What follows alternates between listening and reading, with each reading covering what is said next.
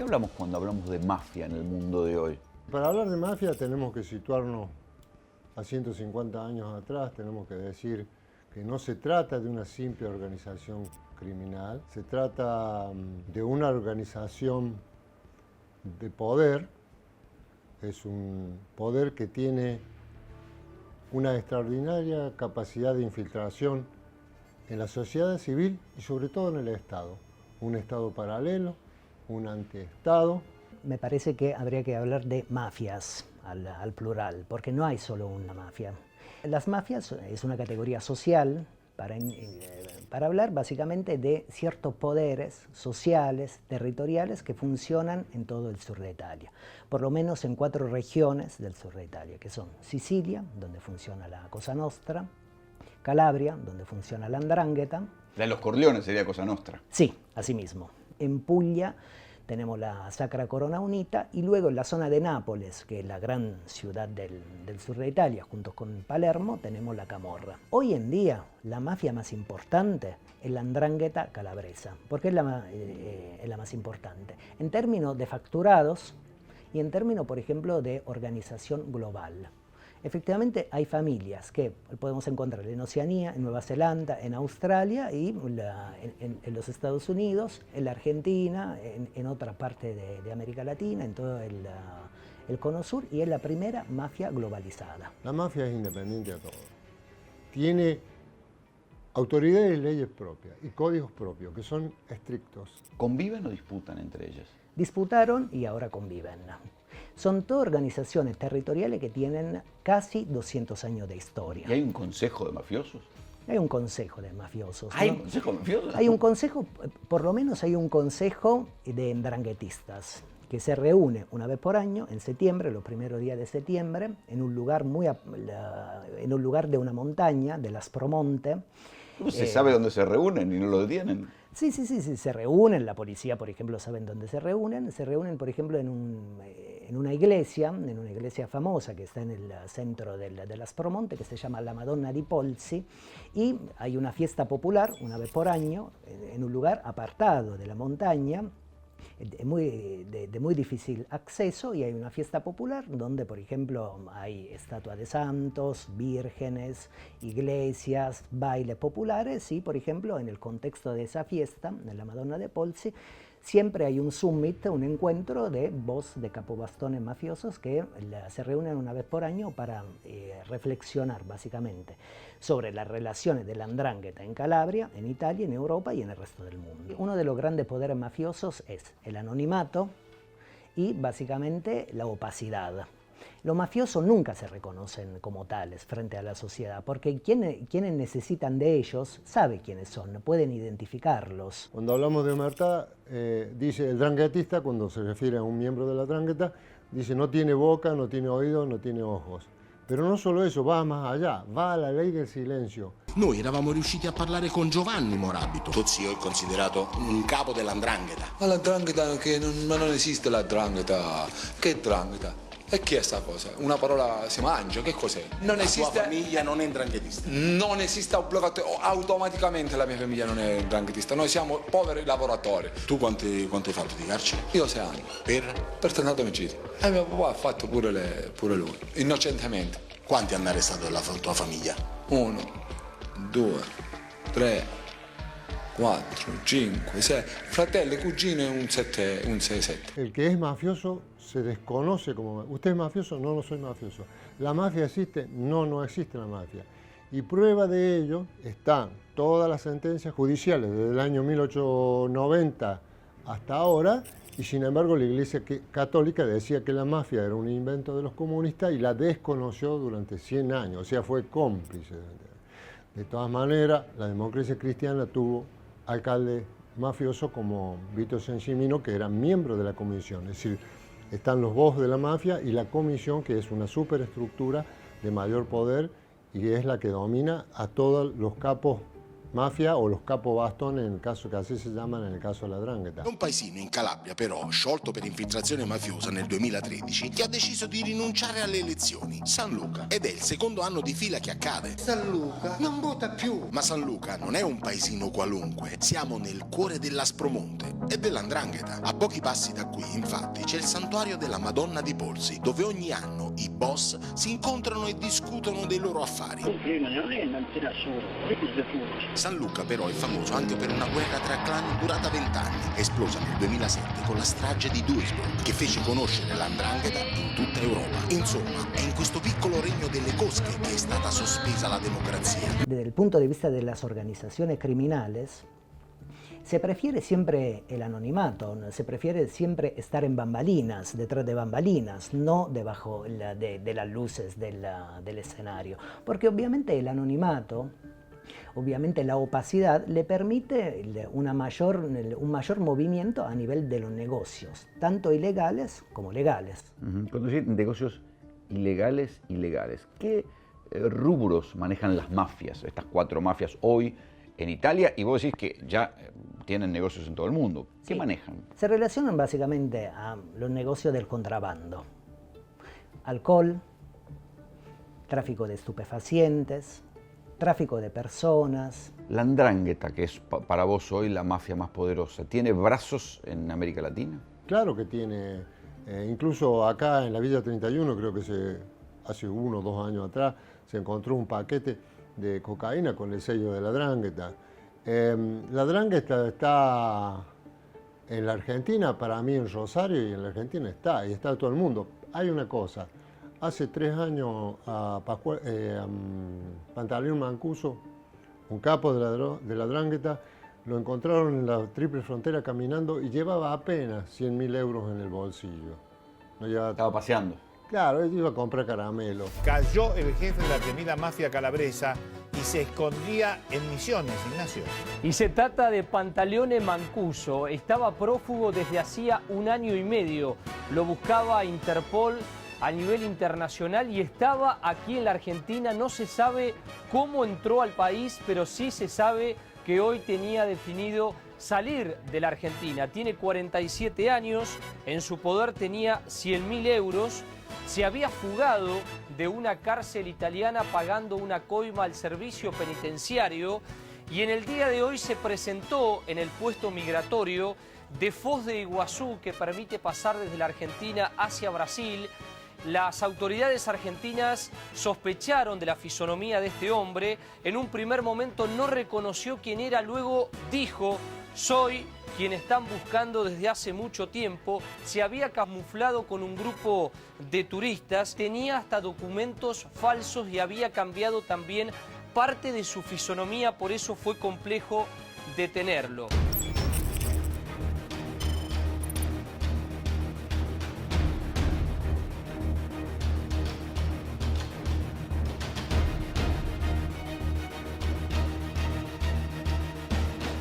La 'ndrangheta tiene relación con distintos clanes, distintos carteles latinoamericanos. Tiene relaciones con carteles colombianos, tiene relaciones con carteles mexicanos. O sea, ellos compran y distribuyen allá. Sí, no producen, hasta donde yo sé no producen. Básicamente se ocupan del tráfico, del contrabando de droga que puede llegar... Intraeuropeo.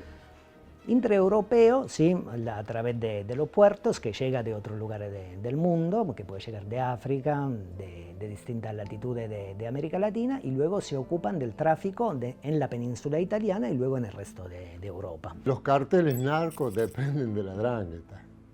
No lo digo yo, lo dice Antimafia, lo dice Saverio Lodato, lo dice John Keral, lo dice John Dickey, lo dice... O sea, son proveedores de la 'ndrangheta, me Por crees. supuesto, son serviles de la 'ndrangheta, son soldados de la 'ndrangheta, pero no forman parte de la familia, porque para ser mafioso primero hay che essere italiano.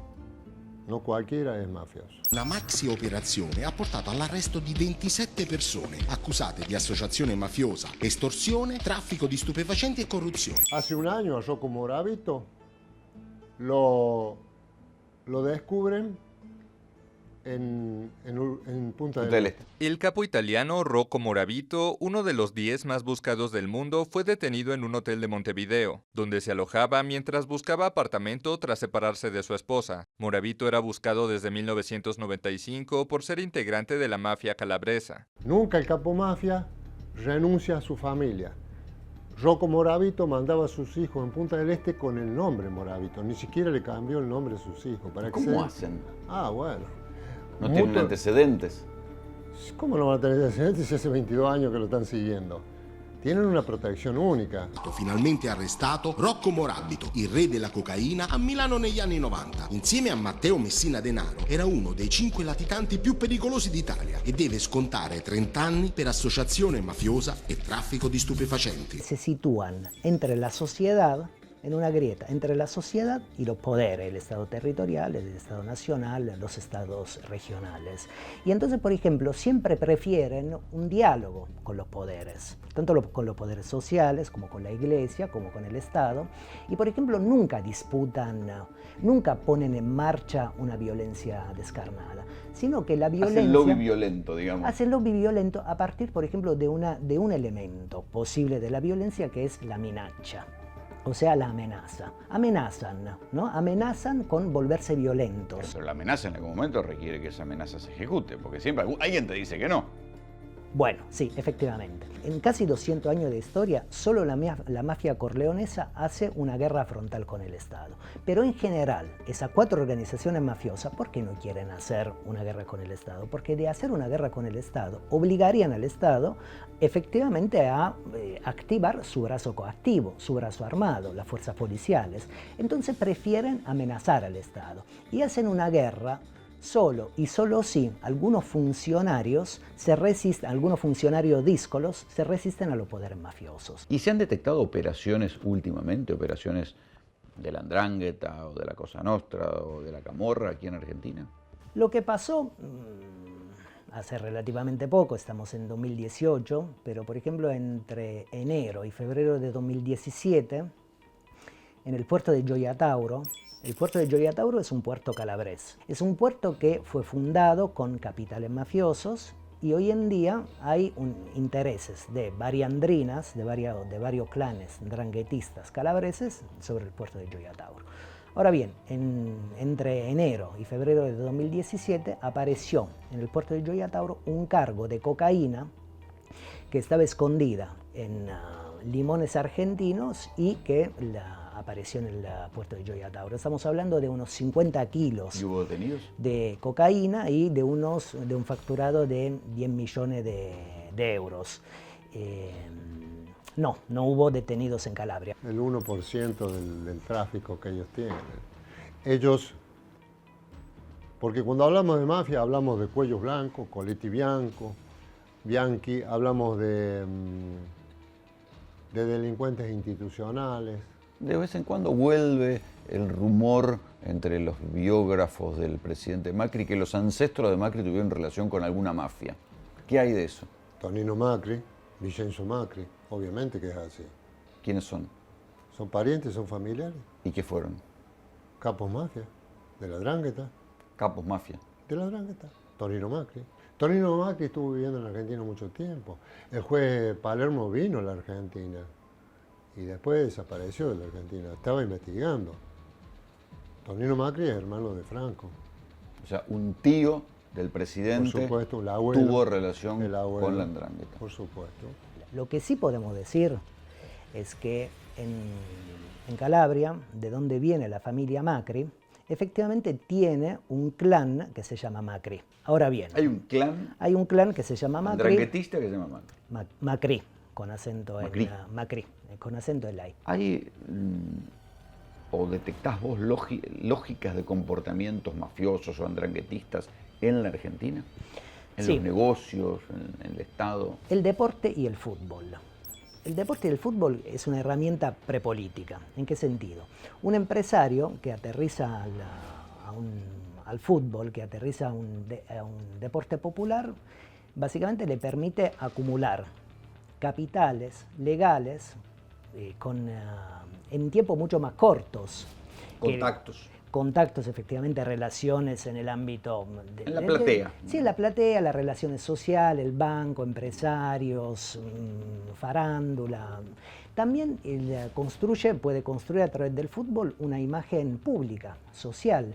Y si, por ejemplo, el cuadro de fútbol está bien elegido y le va bien, empieza a tener un capital que puede funcionar en el ámbito de la política. Queda vinculado a un éxito. Efectivamente. Se convierte en una persona exitosa. Bueno, Berlusconi. Berlusconi fue así. Berlusconi Macri. era... Macri también. En el caso de Argentina y en el caso de Macri, estamos frente a... En el caso del presidente de la República Argentina, estamos frente a un caso muy parecido, porque accede a Boca. Con la gente con la cual me he comprometido en llevar adelante Boca, les he dicho que yo voy por 3 años, es mi máximo compromiso y bajo situaciones excepcionales seguiré 3 años más, porque creo realmente que la renovación va a hacer que la cosa cada vez mejore más. En el caso del país es distinto, porque el país estuvo aislado 40 años, estuvo diciendo voy a tomar 7-Up y tomando otro tipo de gaseosa, entonces hemos perdido la credibilidad como sociedad después de 40 años de decir algo y hacer lo contrario. Hemos recobrado este hilito muy finito que es la credibilidad a partir de una persona que es el presidente Menem. Entonces hoy la credibilidad es patrimonio de él. Si hoy él no estuviese en el gobierno, los argentinos tenemos que volver a dar examen, y dar examen son 2 años más como lo que hemos pasado estos últimos 3 meses. Boca es lo sabemos, es un cuadro de fútbol importantísimo, popular, situado en una zona popular, populosa de Capital Federal, y que, por ejemplo, pone en estado de tensión y en estado de diálogo por lo menos dos tradiciones. La tradición inmigratoria, Xeneize es una palabra del dialecto genovés que quiere decir genovés. Y luego la tradición nacional y popular. Entonces, efectivamente, pone en diálogo la inmigración italiana con la cultura nacional y popular. Eso es el primer salto de Mauricio Macri. El segundo salto de Mauricio Macri es el salto al mundo de la política, cuando efectivamente funda un partido que se llama el PRO. Y ese partido de alguna manera viene arrastrando capitales de visibilidad que venían efectivamente de Boca. Y luego de 10 años de una gestión visible en Capital Federal, efectivamente gana las elecciones nacionales con un entramado mucho mayor, con alianzas mucho mayores, y funda una alianza, que es la Alianza Cambiemos, que gana en Capital, que gana en la gran provincia de Buenos Aires y que gana a través de vínculos de la alianza con una parte del peronismo y con el radicalismo en toda la República Argentina a fines del 15. El segundo grado es la violencia descarnada, esa violencia descarnada que vimos en acto en muchos momentos de la vida pública, de las borrascas públicas. Por ejemplo, cuando se discutió la reforma previsional.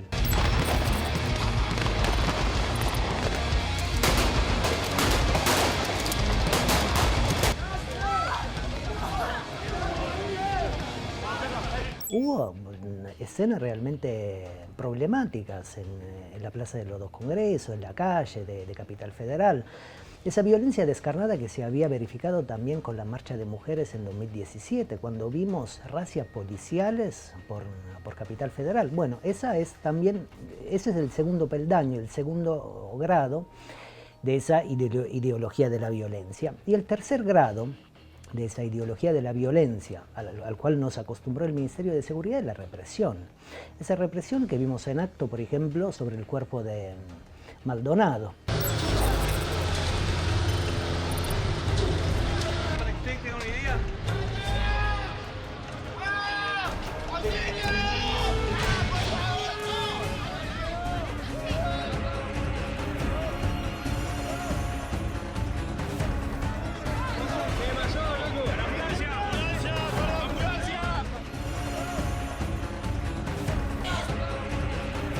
Otra lógica mafiosa, otra lógica andranguetista en la vida política argentina, yo creo que la encontramos en la familia, en la lógica familiarista. ¿Por qué me parece que esa lógica la podemos encontrar en la teoría del Estado del Gobierno de la Alianza Cambiemos? Si miramos efectivamente la elección de funcionarios de primera línea que trabajan en lugares expectantes, altamente expectantes del Estado.